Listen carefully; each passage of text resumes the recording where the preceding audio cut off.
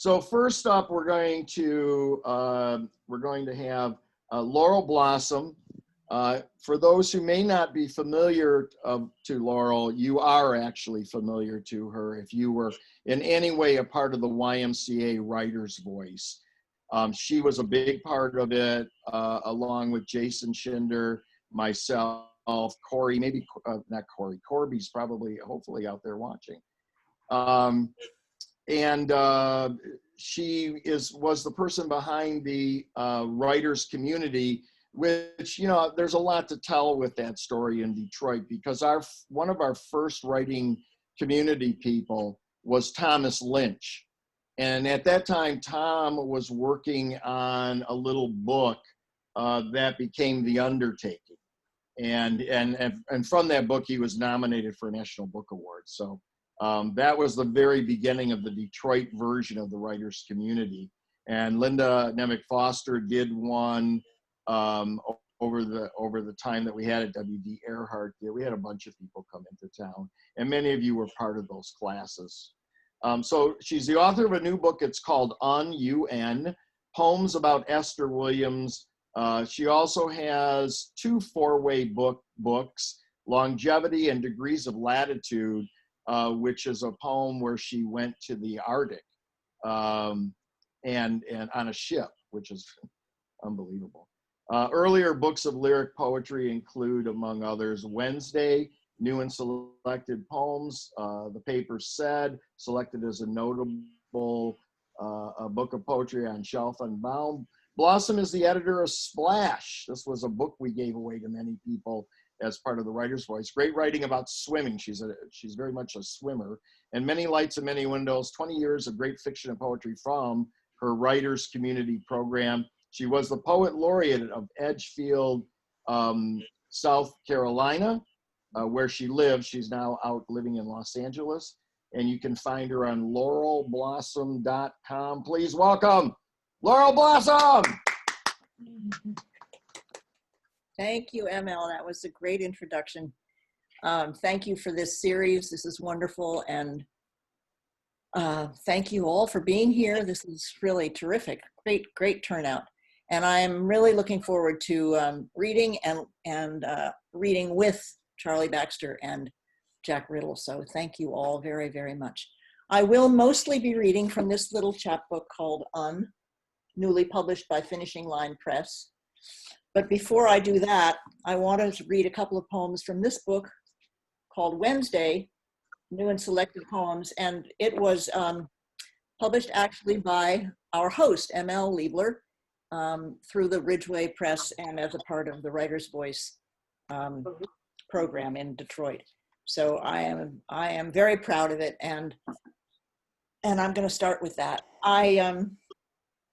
You know, we've all been through a lot of traumas in our lifetimes. Every generation seems to have its defining moment, and my generation's defining moment was President Kennedy's death and the following deaths of Martin Luther King and Bobby. But I wrote a poem about President Kennedy's death, and the only thing you need to know about it that's in there is a reference to a man named Rolando Cubella, who was a CIA contact in the 60s. The poem is called Where Were You? I was walking the dog. I was washing the dishes. I was coming back from lunch. I was going to lunch. I was in the bookstore. People were whispering. I was walking across campus. I was in arithmetic. They handed Mrs. Lesser a note. I was 4 years old. I wasn't born yet. The Senegalese would come to our bungalow, shake hands, stand around a few minutes, shake our hands again, and leave. Everything stopped. I was coming up out of a manhole. This lady was standing on the corner, crying. I was on an airplane on my way to Japan. We were driving to New Haven for the Yale game. It was the saddest Thanksgiving. I just prayed it wasn't a black man who did it. I was supposed to go out to dinner. I was at the movies. The lights came on. I was in Vietnam. I was putting the baby down for a nap. I was rehearsing. I was in a motel room. It had an orange shag rug and an olive green bedspread. We were supposed to be having some meetings. I was buying a necklace I never wear anymore. I was playing hooky. I was swabbing the deck. I was meeting with Rolando Cubella. I was putting the magazine to bed. I was crossing the border. It was evening. It was morning. It was midday. It was night. I was having my nails done. I was taking an order from this guy who wanted his toast toasted just on one side. I was paying the phone bill. I heard the word shot. My daughter was getting married. I was selling Fuller brushes. This lady opened the door in her bathrobe. She was sobbing. Well, I thought to myself, that's a new one. I was sharpening pencils. I was reading Life magazine on the bus. My grandmother said, I don't want to live in this world anymore. We were playing poker. We were playing pool. We were playing cowboys and Indians. I was changing the sheets. I was changing a light bulb. I was changing my clothes. I was changing a 20. I was changing lanes. It was my last day at work. It was payday. I was watching TV. I ordered a drink. I called my mother. Everybody stood around so they could hear the radio. I turned on TV. I turned the TV on. I turned on TV. I turned on TV. I turned the TV on.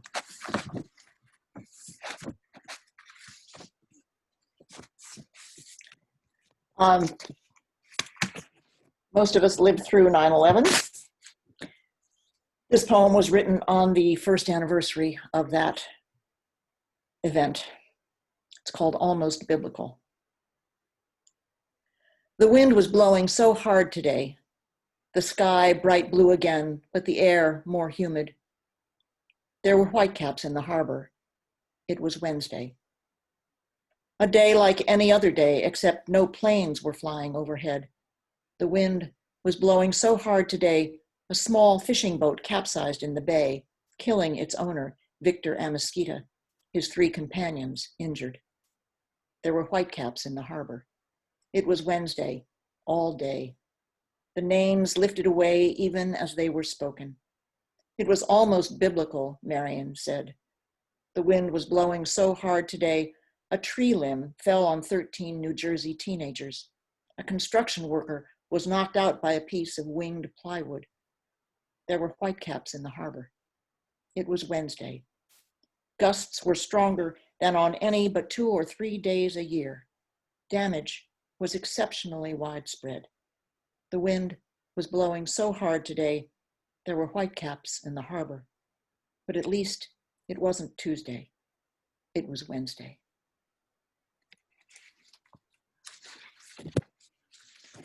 Those events were sort of, momentary-ish events, though they had, of course, long-term repercussions. But we've been through a pandemic before, and this poem is for my friends Gregory, Chuck, and John. Not like skin cloddishly dripping off the bone of the A-bomb victim or the unrecognizable man who's lost too much weight too fast. Not like the prow of a woman's not like the prow of a woman's face in the wind, wrinkles splayed back to the blue-black hairline, lips clamped in a facelift's ferocious grin. But so gradual, so slow, so long a degradation. The skin had time to scale itself down, to thin, to adjust to the daylight shining through the petals of the white peonies in the bedroom. They were so beautiful, diaphanous as chiffon. One day a breeze came up in the conversation. We turned to speak of it, but you were gone.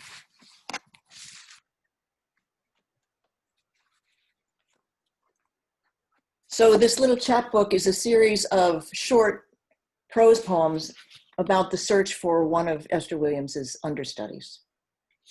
I don't suppose there's anybody in this audience who doesn't remember who Esther Williams was, but in case, she was a swimming champion and a major motion picture star in 1950s Hollywood.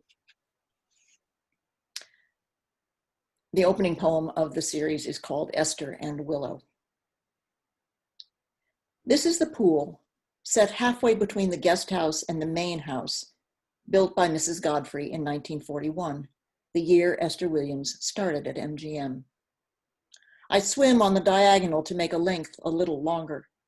The water's warm where the LA sun has touched it, cool where it floats in shade.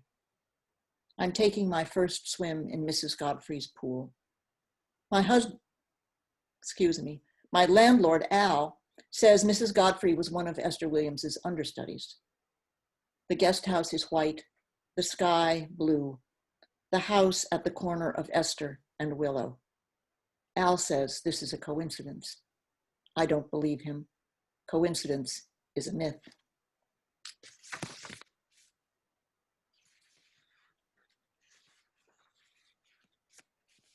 Culver City.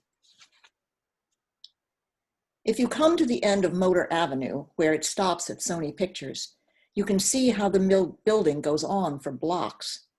Behind it, once, the original MGM backlots, sound stages, Stage 30, the enormous tank designed for Esther Williams, complete with special effects and underwater dollies. I was on my way to see my friend Jane, 10 minutes from Mrs. Godfrey's house. Jane walked me past the old Hollywood fake antebellum mansion that had been David Selznick's studio, across the street from the Culver Hotel, once owned by John Wayne, where Judy Garland and the Munchkins stayed. Victor Fleming had only a few short blocks to walk after finishing Gone with the Wind at Selznick Studios to take over The Wizard of Oz at MGM, 1939. Billy Rose's Aquacade opened in New York. Esther Williams turned 18. Jane says her landlady went to high school with Esther Williams.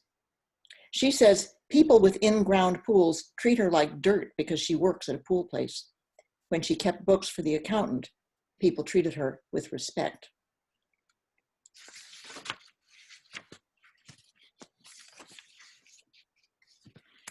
By the sea, by the sea. We went to the beach.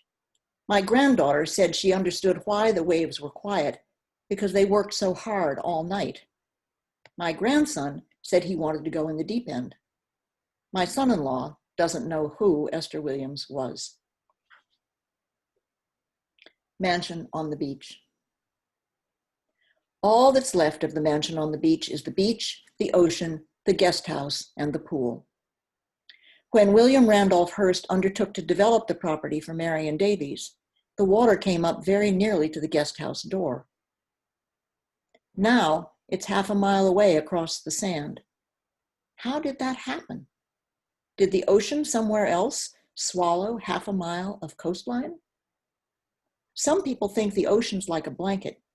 If one person pulls more of it over to his side of the bed, doesn't the other uncovered person lie there, freezing? In Marion Davies' pool. You had just learned to put your head underwater. Kick, kick, kick, come up for breath, push the hair every time away from your goggles, little pink fish eyes, talking, instructing. The pool was tiled with waves and little fishes, seahorses and gold. I loved you. It was like being able to see you in the womb. Let's blow bubbles underwater.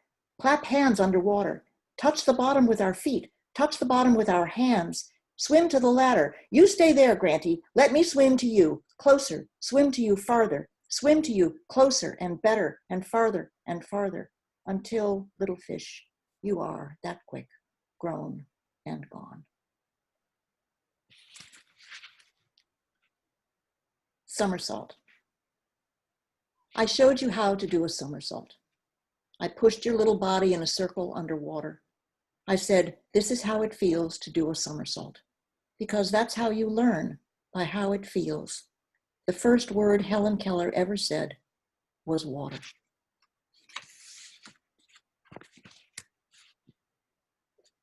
You all know that King Arthur's queen was named Lady Guinevere. When I was a girl, my family made up a character named Lady Guinevere, and we told stories about her. Lady Guinevere. How she swam underwater, my mother did, underneath the North Pole in her chainmail bathing suit. Once on a dare under the continent until she rose like Venus in a desert oasis, floating with the Bedouin on their shifting seas of sand. She could have gone to the Olympics, of course, like Esther Williams, except for the fact that in Esther's case, they were canceled, and except in my mother's case, you know, in ancient Greece. Every pool, she said, is a flying carpet, blue and magic in the summer sun. It can take you anywhere.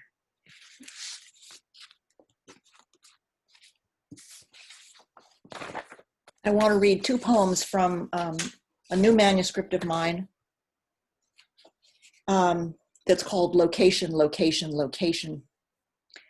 This is a swimming poem called Second Story Window. Also, she could tell from the way he exhaled, the young man at the second story window was watching her swim. He leaned against the frame, knees bent across the sill, shirtless, smoking. He must have been talking to someone inside, someone who didn't smoke, because from the side of his mouth, he blew the smoke out the window, flicked the butts away with his fingers. So she tried to swim very well, very attractively. She wanted him to fall to her from the window. One day, she waved to him with her flipper. She thought she saw him smile. Then he raised a little the hand holding his cigarette, went inside and shut the blinds. Slowly, her strokes became more awkward. Her skin loosened and turned green. She lost the ability to raise her missing arms.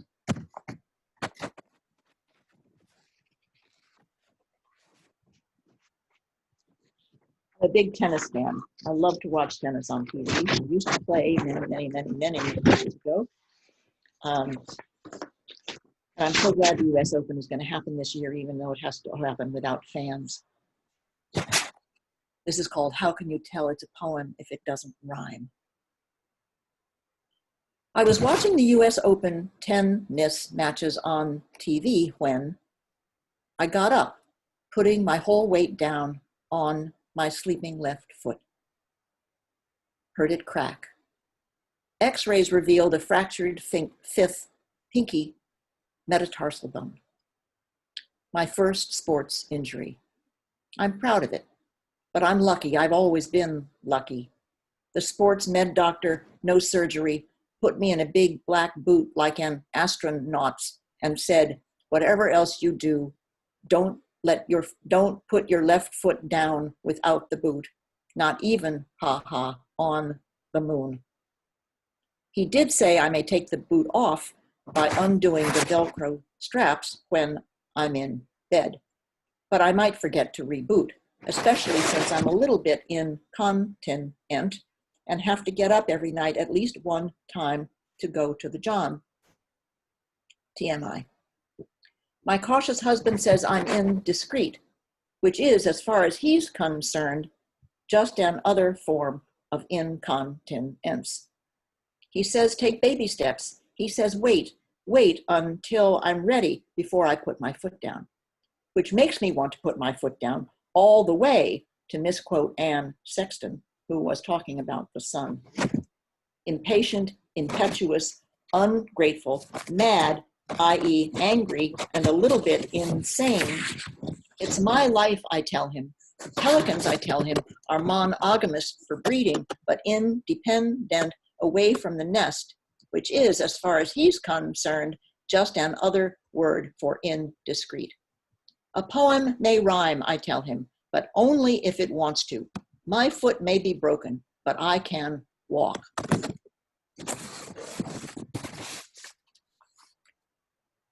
I'm going to close with a little poem that my daughter wrote when she was 4 or 5 years old.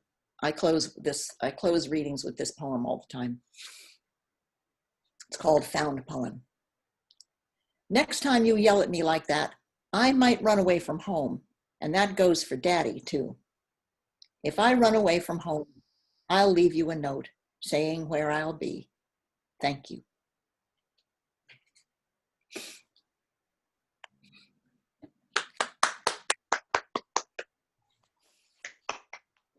Thank you, ML. Wonderful. Wonderful, wonderful. Okay, let's see what happens if we see. Next up is Jack Riddle. For those in Michigan, that's a known name, and for those probably in the poetry scene across the country, that's a known name. He's edited books that are used in classes and so forth, but it's really his poetry that he's well known for. And his new book, which is a great title and a great book, St. Peter and the Goldfinch, was released from Wayne State University in April of 2019. His collection, oh, Baxter's here. Let's see. Charlie, are you here? I let him in anyway. So back to Jack. His collection, Broken Symmetry from Wayne State, was a co-recipient of the Society of Midland Authors Best Book of Poetry Award for 2006. His Losing Season, Kevin Carey Press, was named the best sports book of the year for 2009 by the Institute for International Sports, and the Boston Globe named it one of the five best books about sports. In 2017, it was developed into a reader's theater. He's won so many awards. He's retired from Hope University, Hope College in Holland, Michigan. He's fabulous. He's just a fabulous writer, and I'm really happy that you're gonna get a chance to hear him across America. Please welcome Jack Riddle. Thank you, ML. Everybody, I am unmuted, I trust.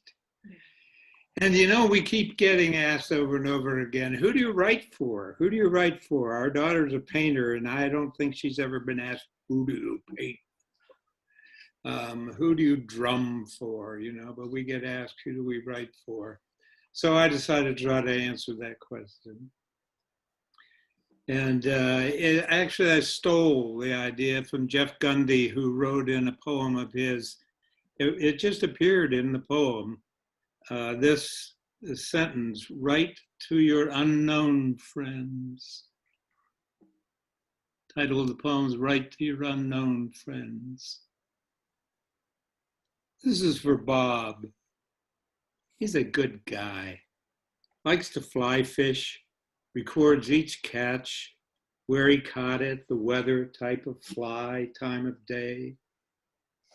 He tosses everything back. This is for Tanya. She's a single mom with 3 kids. She works behind the counter in the post office, knows everyone in town. Years ago, she threw away the return to sender, address unknown, stamp. And this is for Ted. Ted sells cars. He wishes cars with fins would come back. He knows gas mileage matters, but you don't see mileage when a car drives by. And this is for Kenny. He never made it past the 6th grade. In the winter, he plows driveways, shovels walks. The rest of the year, he paints houses, mows lawns, hauls junk. Each morning, he buys a paper, reads it over a cup of coffee, black, and does the crossword. This is for Anne. In her backyard, she has a perennial garden, best in town. More than 100 different plants. She has 4 greyhounds and a parakeet. Wherever she goes, she wears a hat. This is for Martha. She talks to sparrows. She tries to tell them something they've never heard. This is for Sammy. He's always late. He loves to play blackjack. He's no good at counting cards. He wants to own a motorcycle and ride it. Ride it to places he's never been. Toledo, Jacksonville, Los Angeles, Maine. Today, there's no one around. It's too bad. It's a good day. It's a good day to call some friends and see if they'd like to come over. Shoot the breeze, have some pizza, maybe watch an old movie on TV.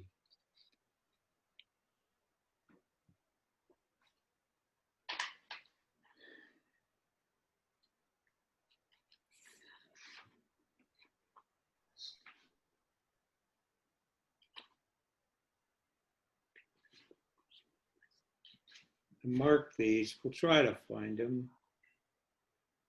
We'll write these books. We know right where they are. That's why we always here someplace. Is this? Oh, it's the wrong book. And then we do that. See if this is it. See if this is it.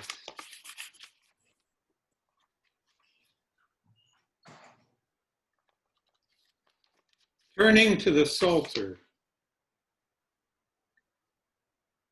Not S-A-L-T-E-R, P-S-A-L-T-E-R. Turning to the Psalter. It's a quiet morning, time for matins. The sun sending its preface through the maple's leaves. My God is here, sitting beside me on the porch. We're waiting for the day's new full light. My God, of course, is not very well known in eschatological circles. I call my God, God. Just as I do each morning, God also watches what comes into the space the eye creates.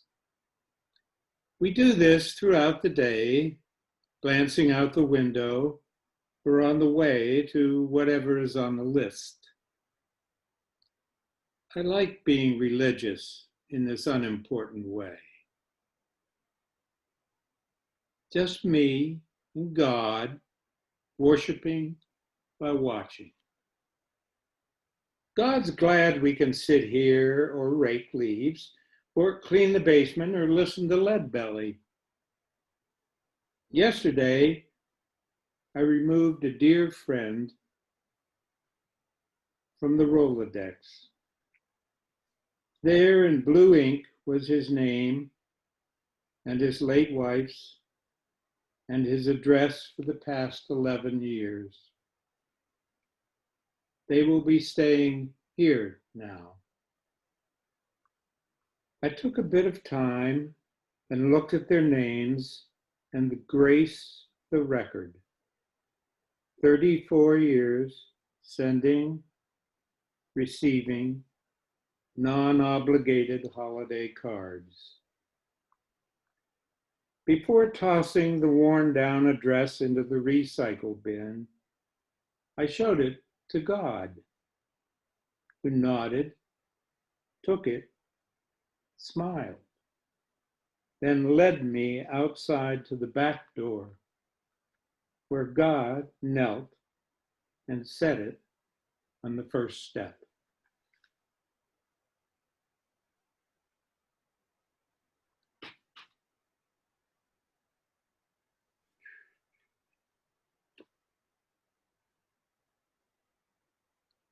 And this is another poem for those of you who write or are in writers' groups, or the question that you get all the time, is my poem any good?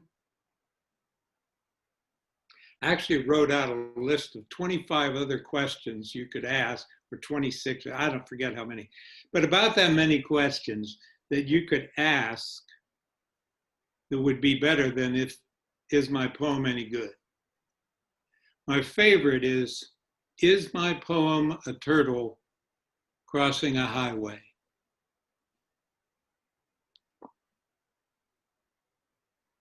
Title of the poem is The Mallards, Ducks, the Mallards. Yesterday, I was sitting outside a cafe with a cup of coffee and an acquaintance who wanted to know if this poem was any good. After reading it, I looked up and saw a male and a female mallard waddling down the walk.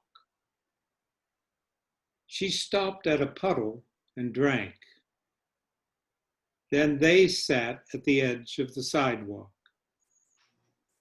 I watched them as a man walked by, too close, and they rose, then settled themselves instead on the curb. They were far from any water. Sure, I said, it's good.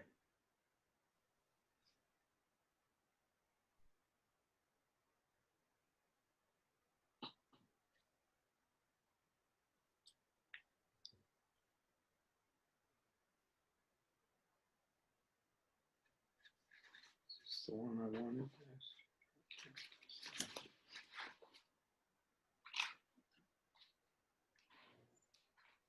Well, Laurel's already has talked so eloquently and sensitively about what all of us are going through. I hope you're an introvert. I haven't, other than being afraid and concerned and grieving, which are three kind of big things. I haven't really noticed any difference in my life, as introverted as I am. Looking at this screen is terrifying enough, but we'll do one pandemic poem.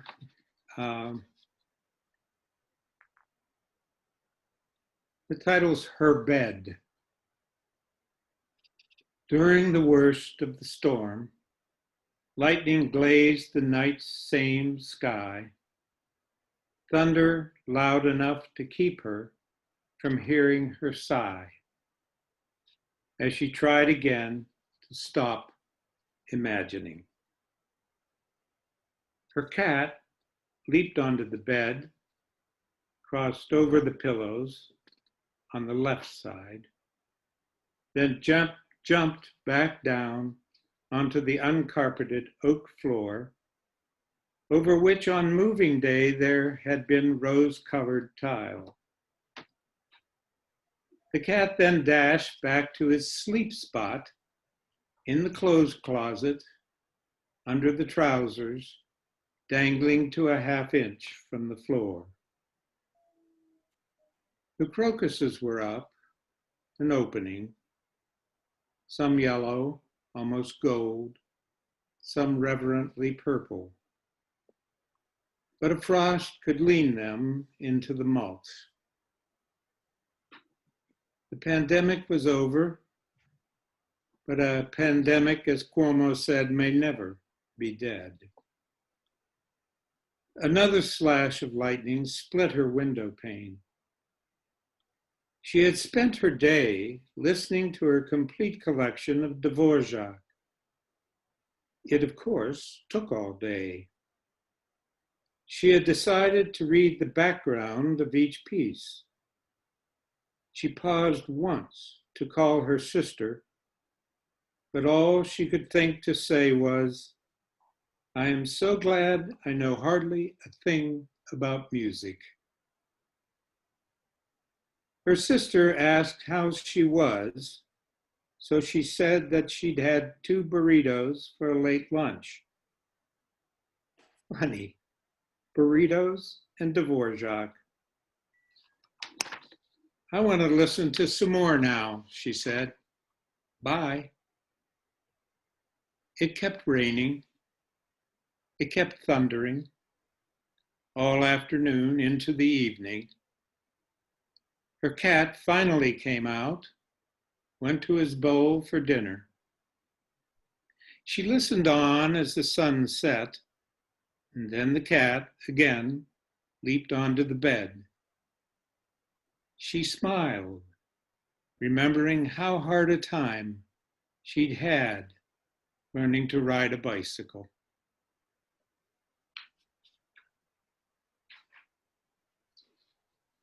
And the last poem, I was reading this essay. I hope some of you have read it. It really, really cracked me up.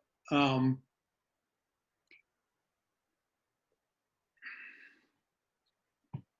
many editors, I don't know, I better be careful here how many editors know how to write poems, but or know that you don't really write them. They don't seem to know that. Your poem would be better if you just, I would get, no, then it would be,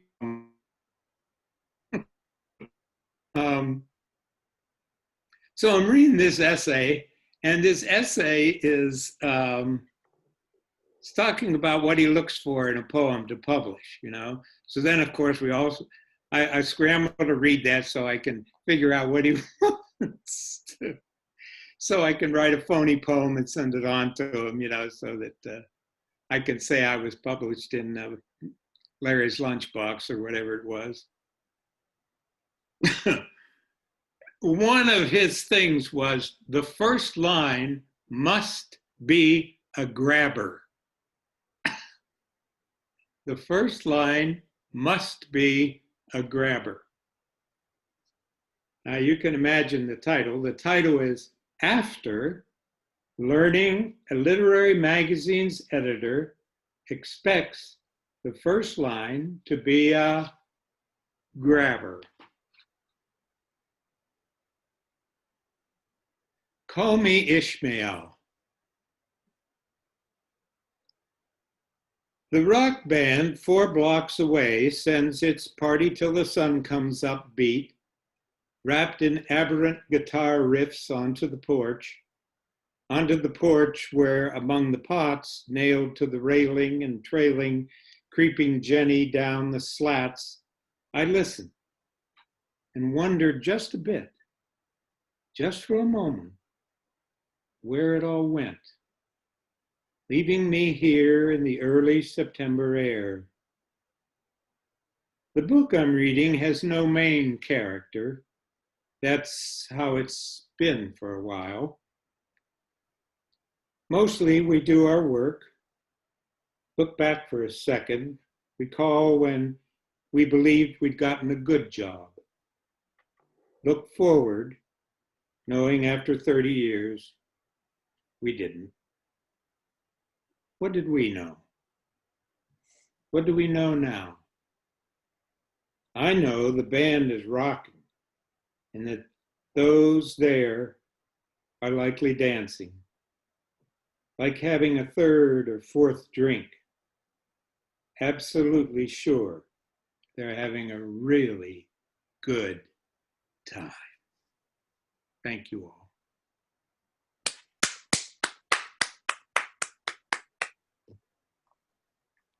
Thank you, Jack. Wonderful. It's really good to hear you guys. Even though we're long distance, Charlie has gotten into the Zoom room. We're going to go to him in just a second. I wanted just to mention there's a couple of things happening from Ann Arbor on Wednesday at the Crazy Wisdom bookstore. Arnie Johnston from Western Michigan will be reading, and that will be online. I would say go to the website for Crazy Wisdom because they mentioned something about email them for the Zoom link. And then also on Monday, the 29th, up in Petoskey at the Petoskey Public Library, Charlie Bryce and Judith Bryce, and there's a couple of other folks I'm blanking on, but they'll be there. And the best thing to do for that is go to the Petoskey Public Library website, and you can find the link there. And then, of course, next Saturday is the second annual St. Clair Shores Literary Walk, where you won't have to walk, you just sit. So call it the St. Clair Shores Literary Sit.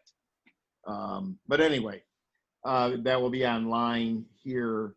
So I'm really happy that Charlie was able to join us for today. He is, I gotta let people in the room here. He has been a long time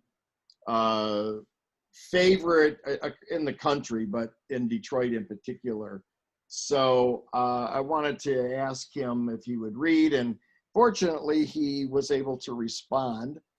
I think he was in a cabin up by Bob Dylan's hometown or something, and they did have they did have some kind of internets up there.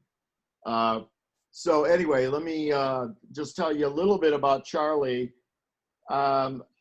Charlie Baxter, many of you know, but you might not know all of this. You know, I was just thinking, Charlie, about 40 years ago, I walked into the English department at Wayne State University, and you were there, and Eddie Hirsch was there, Michael Scrivener was there. Me and Michael are still there.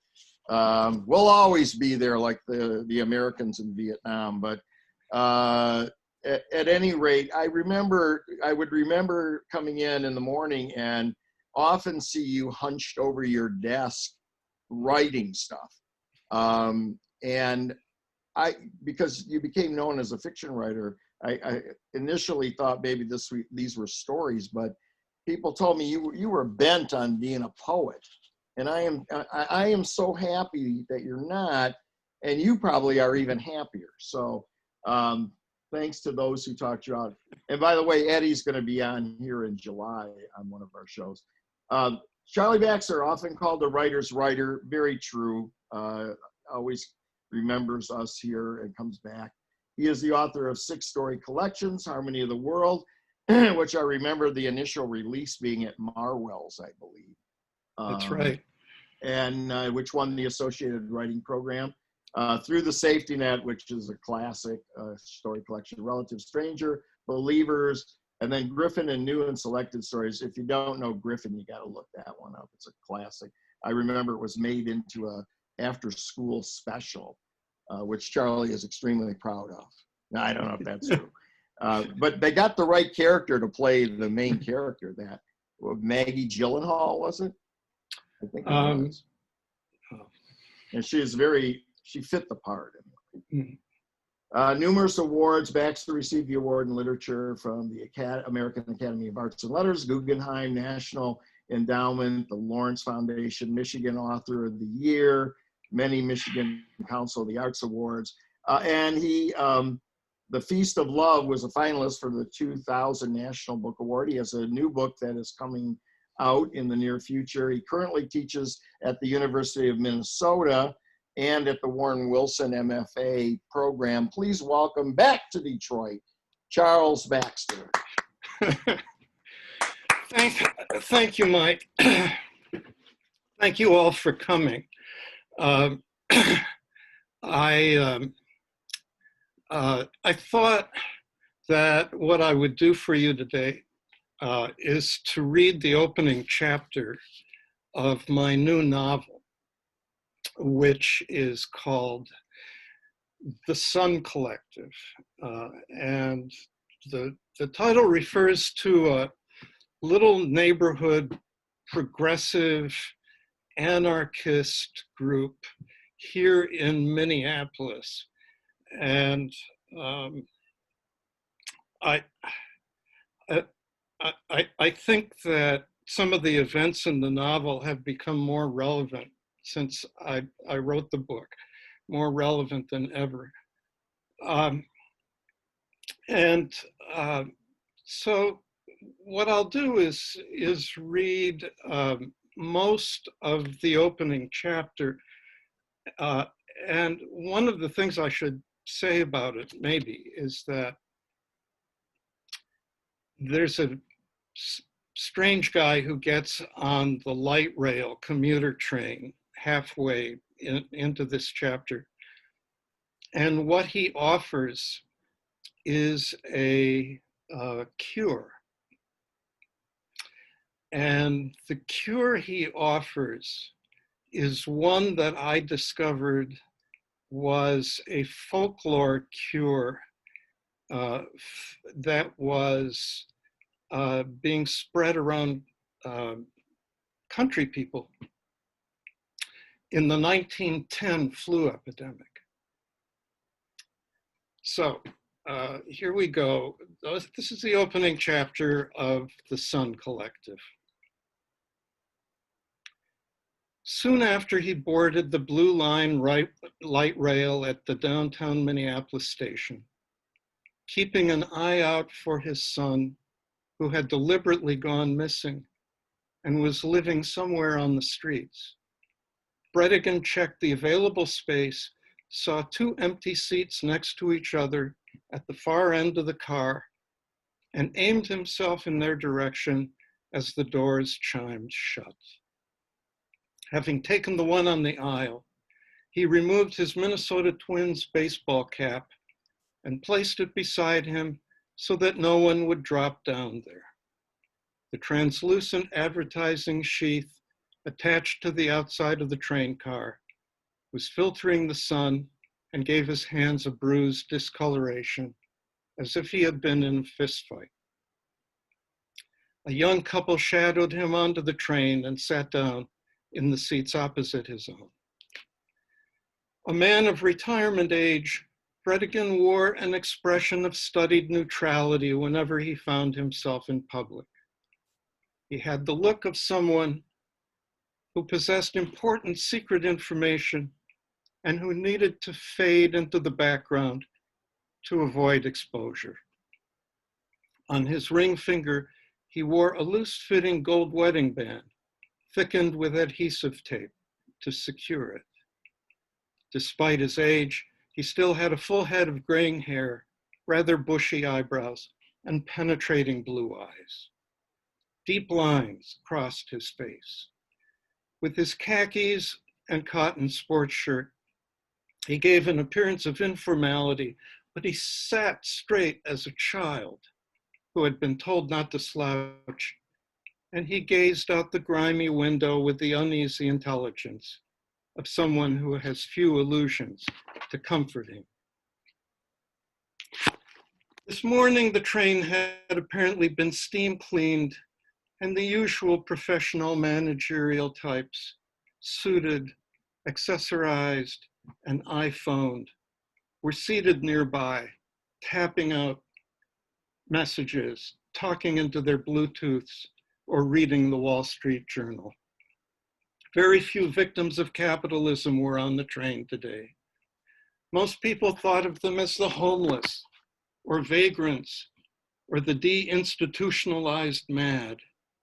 But for Bredigan, they were victims of capitalism, that generally proportioned sector of the economy that had never had a single foothold on the ladder of success, and who were lying on the ground anywhere they could fall unmolested.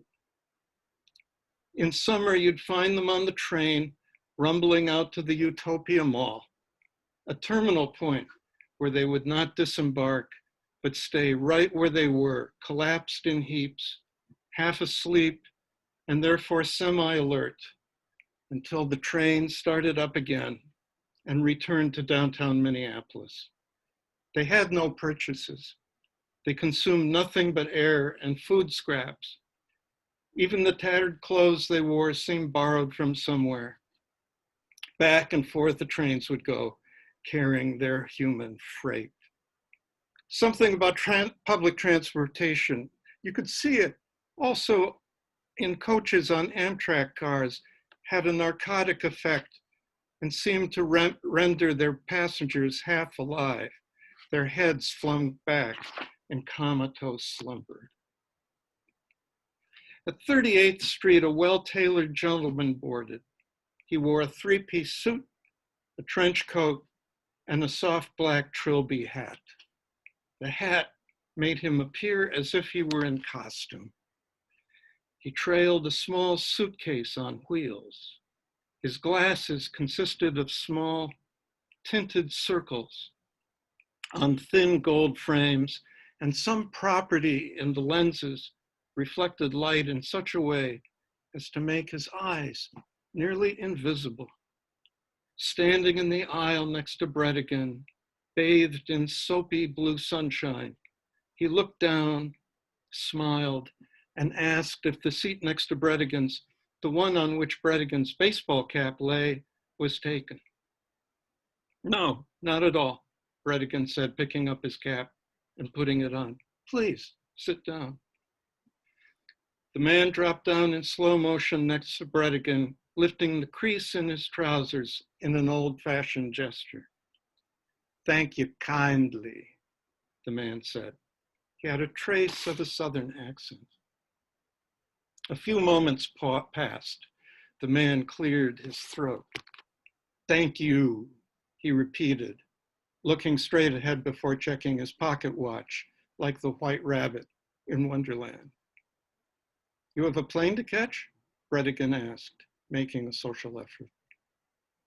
Yes, you could say that, the man said. Where to?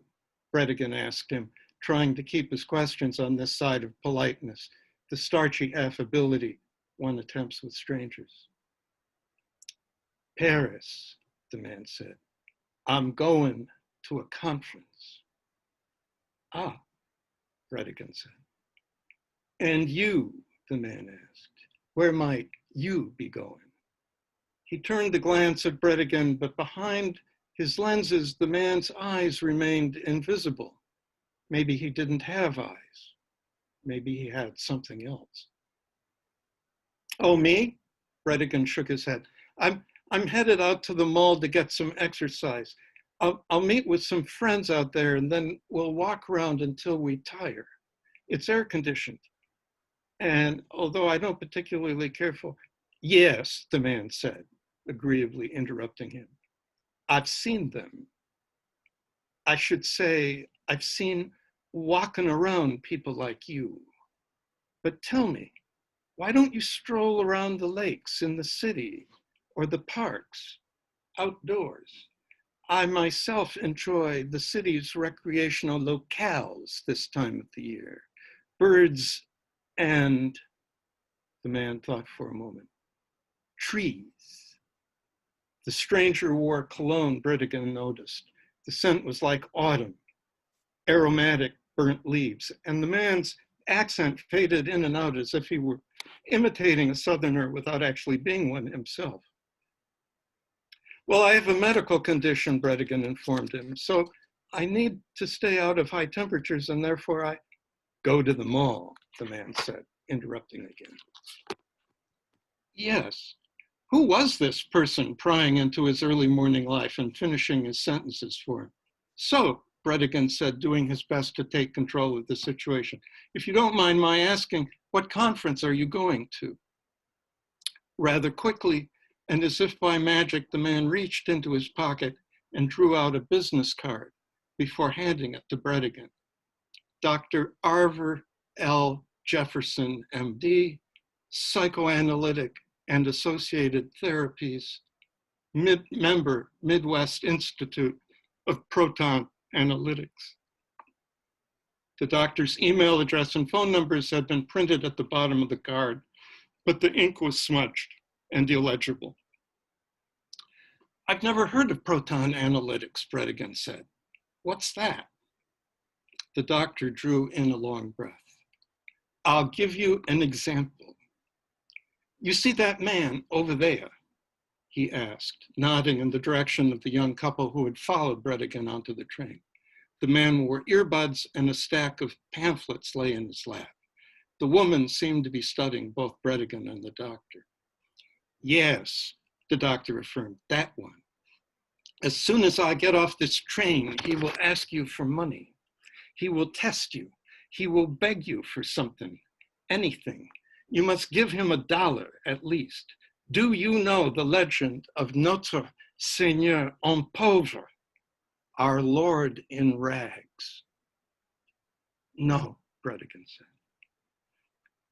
It's a French Canadian legend of Jesus, the doctor said with low excitement as he warmed to his subject. And in this legend, Jesus is dressed as a beggar and is roaming the earth, testing the generosity of everyone he meets. It's a spot quiz for your salvation. You could think of that man over there as Jesus, and I recommend that you do so. Did you say that you have a medical condition? Bredigan nodded. The airport is coming up soon, and I will have to be on my way, the doctor informed him. But I will tell you of another legend that grew up among my people in the South. This one will help you, I guarantee. It will help you personally. Here is what you must do. What I have for you is a cure for affliction. The doctor now seemed nervously energized and was enunciating his words with care. Find a mirror, the largest one that you can easily carry, let's say a hand mirror, and take that mirror to a creek, or even better, to a flowing stream, or best of all, a river. And here is what you must do. You must lower the mirror into the water. As he spoke, the doctor's hands moved in the air in front of him, pantomiming, or so it seemed to Bredigan, a vigorous form of washing. The water has to flow over the mirror or the cure won't work. And once you have the water streaming over the glass, you wash your reflected face in the mirror. Not your actual face, but your mirrored face in the water. Holding the mirror so as not to lose it, you wash your face, your reflected face, your face in the mirror, and you will get well. You will recover, and renewed you will prosper. I give you my personal guarantee. Really, I promise you, you will get better, freed of all your afflictions. This is an ancient cure. It is proven. It is so. There is a vast literature to this effect. The little recital sounded like nonsense to Bredigan, but even nonsense can serve a purpose sometimes. The train entered a long tunnel, and the sudden change in air pressure caused Bredigan's eardrums to pop as soon as he swallowed. He saw his own reflection in the window and was startled. I must go now, the doctor said, standing up and gazing at Bredigan one last time. His opaque lenses gave the doctor the appearance of a walking oracle. Enjoy your walk and do as I say. You will get better. I guarantee you will be saved. As he turned, his glasses reflected the sun. Perhaps you shall see me again, and you can tell me how you got well. The doors of the train opened, accompanied by a 2-note electronic chime, and the doctor hurried out, pulling his suitcase and checking his pocket watch. And as he exited, Bredigan thought he heard the doctor say, "You never told me your name." But he might have imagined those words tossed into the air behind the black trilby hat in the general tumult of passengers rushing out toward the terminal, where the TSA would soon examine them for concealed weapons and malevolent intent. Now the light rail was mostly empty. Bredigan counted out only a dozen or so passengers, including the young man and woman still sitting in the aisle across from him. The man who, as the doctor had predicted, would soon ask him for money. In preparation for this request, Bredigan reached into his wallet and opened it, taking out a $5 bill, which he folded into his palm. The young man watched him do so without interest, and then went back to straightening and fussing with his pile of pamphlets. As the train erupted out of the tunnel into the sunlight, Bredigan waited to be asked for money, to be put to the test, to be saved by Notre Seigneur en pauvre. But the young man had turned his head to observe the landscape of hotels and businesses passing by. And Bredigan, clutching his money, realized that he wouldn't be tested today, nor would he be saved. Thanks. Thank you. Thank you. Thank you. Great. So Charlie, when is this book? This sounds really great. It'll be out in November. Oh, okay. Well, we'll still be locked in, so we'll be able to read Yeah, it. yeah, yeah. That's great. That is fantastic. Thank you, Charlie, for joining us. Thank you. It's an honor to be able to read, well, certainly with Jack, whom I've known for almost as long as I've known you, Mike. Yeah. And with Laurel too. Yeah, no, that's what I was thinking when I put this together. So, and you know, Michael Scribner's out there too, somewhere. Michael, say hello so you'll light up on our screen here. Maybe he left already. No. Yep. Oh. Hey, Charlie. Hey, Michael. Hi, Marianne. That story is, Great. what can Great I story. say? But you grabbed me with the first chapter. Thank you. It was a grabber. It's really wonderful. Yeah, it is. It is. Thank you. All right. So the next event, we're going to next Saturday at noon, and it'll be on YouTube and Facebook too, but on Zoom as well. We're going to have the second annual St. Clair Shores Literary Walk that you sit and watch it on a screen. And the next reading like this will be on the Living Room series reading will be July 12th at 2:00, and it's going to have Molly Peacock and 3 of her Detroit friends and friends of ours, Cindy Frankel, Christine Ryan, and Dawn McDuffie. And for anybody who's new to this experience, you can always find out what's coming up at the Detroit Writers Guild website, and they have a Facebook too, which is dwguild.org. That's the organization that I'm fronting these days, Charlie. So thank you, everybody. Appreciate it. And we'll see you guys back, many of you back again when we're online with the Living Room series. Living Room online literary series is sponsored by Detroit Writers Guild, and of course, poets and writers who have been good friends of mine for several decades now. They're totally all in on this. And Wayne State University and the Book Beat. Charlie's got books at Book Beat, as does possibly Laurel, and I'm sure that Jack does in Oak Park. Okay, thanks everybody. Thank you. See you. Bye-bye. Thank you. Bye-bye. Thank you.